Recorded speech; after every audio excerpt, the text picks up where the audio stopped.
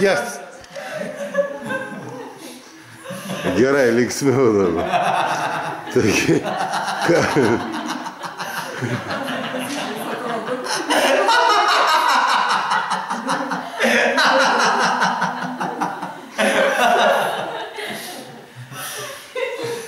Taigi, Ryti, pats baigėjai sąmoningumo mokyklą, ne, kažkada. Ką dabar galėtum pasakyti tiem žmonėm, kurie dar galvoja? Reikia šitos mokyklos, nereikia. Jeigu reikia, tai kodėl? O jeigu nereikia, tai ką jam daryti toliau? Jeigu tu jau tai žiūri, tai tu kažko ieškai, tai tau reikia. Nes jeigu nereikėtų, neieškotum. Ir nerastum, ir nežiūrėtum šitą, ir net negirdėtum to. Reiškia, tau kažko reikia. Ką tu iš to pasimsi, tau niekas negali pasakyti. Ką tu tiksliai gausi, niekas nežino. Nei tu pats žinai, nei kiti žino.